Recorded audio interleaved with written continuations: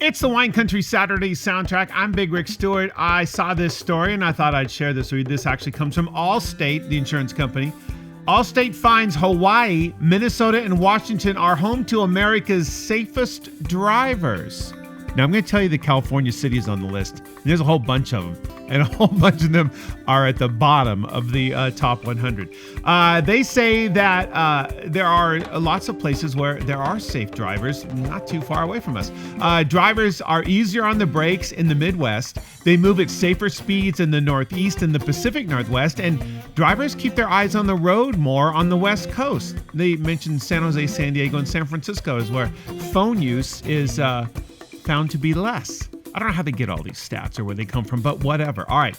So the top city on this Allstate safe drivers list in the U.S., Honolulu, and then Minneapolis, Seattle, and Portland. Those are the top four.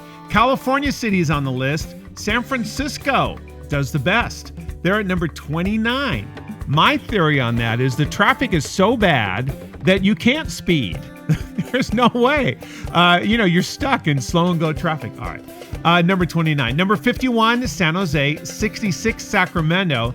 70, San Diego. Los Angeles is at 74. And Concord in the Bay Area at 78. Now we go all the way down into the 80s. Riverside, San Bernardino at 86. 89, Mission Viejo.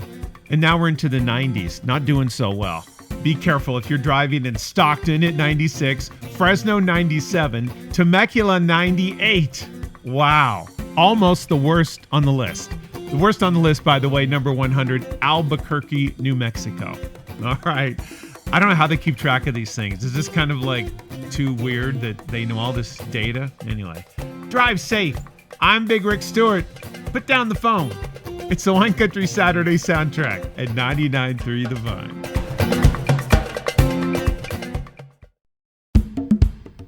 It's the Wine Country Saturday soundtrack. I'm Big Rick Stewart. All right, here's one for you cocktail fans. Food and Wine says, don't laugh. The Midori Sour is having a comeback moment. And you may not know about all this. I'm not going to go into the full history, but let's just talk about the late 70s, New York City, Studio 54, the home, the birthplace. Well, at least the place where the Midori Sour became a classic cocktail.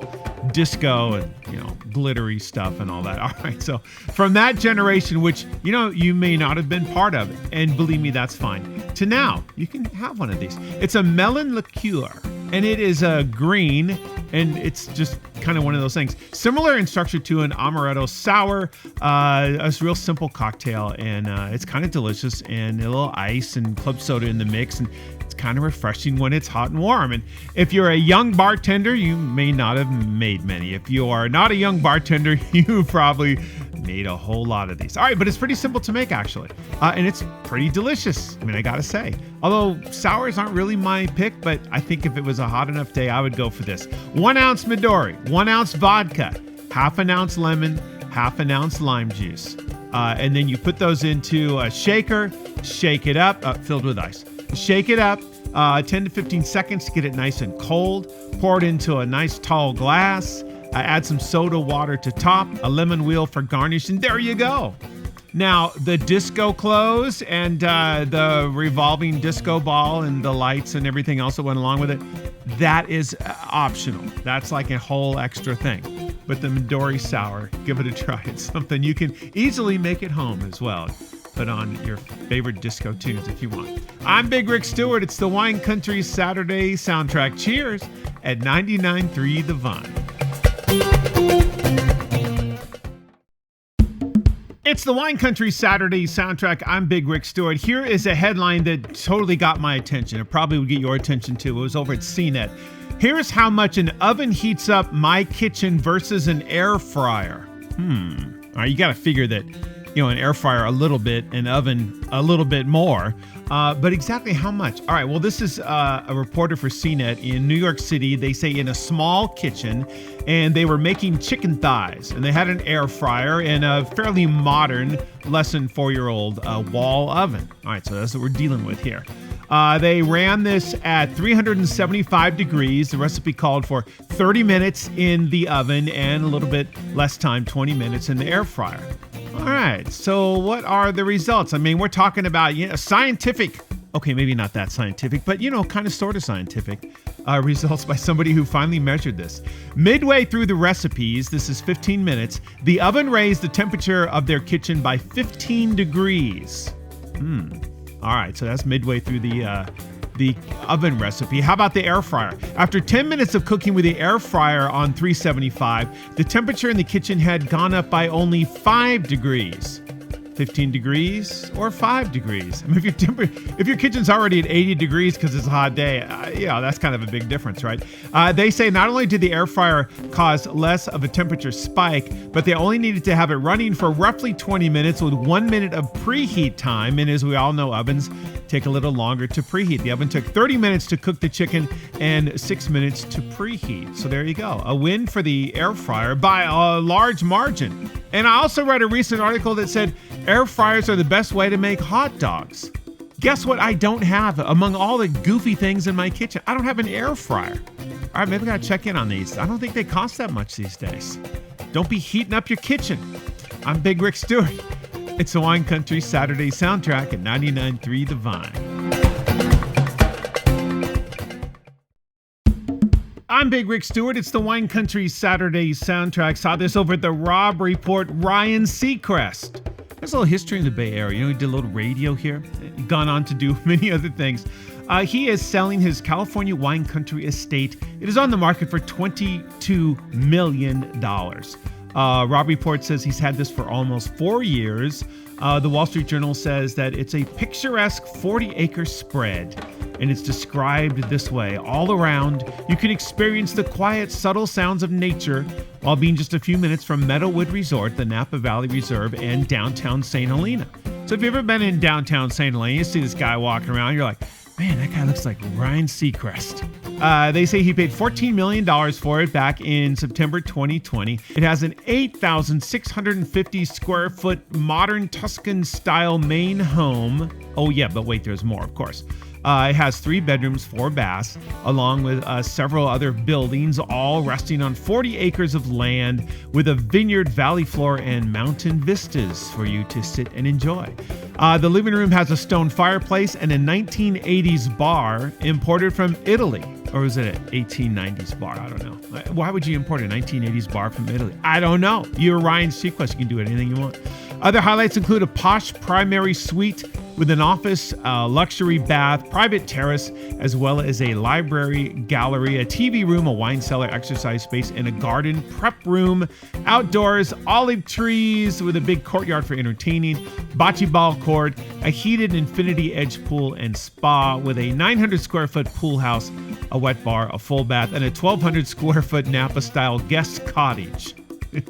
So when your friends come over. Okay, and a 3-car garage. Wait a second. Only a 3-car garage? No way, I'm not buying this. All could be yours for $22 million.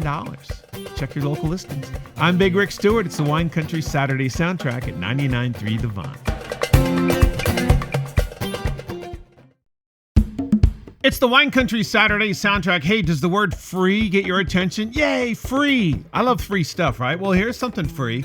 The world's first hydrogen-powered commercial ferry boat is going to run on San Francisco Bay, and it's free at first. They're going to try this out. This is from the Associated Press. Lots of other people have had stories on this. Yes, the world's first hydrogen-powered commercial passenger ferry. It's going to be operating on San Francisco Bay as they are hoping to, make this happen and phase out those stinky diesel-powered engines and more. The 70-foot catamaran is called the Sea Change, and it's going to run in San Francisco between Pier 41 and the ferry terminal it just started yesterday.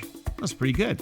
It's a short little trip, but it's a very scenic trip. So bring a camera if you have one, or, get your phone out and get ready and ride for free on this new ferry. The Sea Change can travel about 300 nautical miles and about 16 hours before it needs to refuel. And how does this all work? Well, the fuel cells produce electricity by combining oxygen and hydrogen, and what comes out the tailpipe is water. Seems like a pretty good idea, right? So they're hoping to try this out. They're hoping it works. They're giving it a go. And it was actually built in part at Bay Ship and Yacht in Alameda and also up in Bellingham, Washington at All American Marine. Pretty good. All right, so give this thing a try. It's new and it's, first of its kind, and it's in San Francisco, and it's free. All right, let me know what it's like. And you're going to get some great photos this time of year in San Francisco on the waterfront.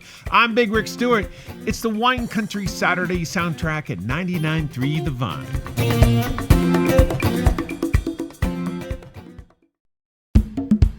I'm Big Rick Stewart. Hey, it's the Wine Country Saturday soundtrack. Thanks for hanging out today. Hopefully you're enjoying the music and maybe, getting time to relax a little bit and sing along to some of your favorite songs.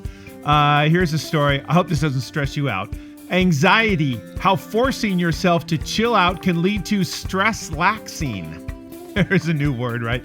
Healthline.com has this story. If you try to relax, you sit down and go, I'm going to relax. You can actually end up stressing yourself out a little bit. Stress, of course, is not good. It can lead to high blood pressure, heart attacks, and strokes, and we don't want any of that. We don't want to be stressed out in any way.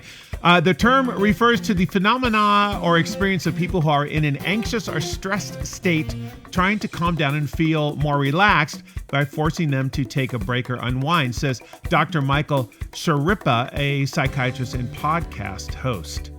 Other evidence says individuals with stress-laxing struggles may also experience panic attacks. Oh my gosh.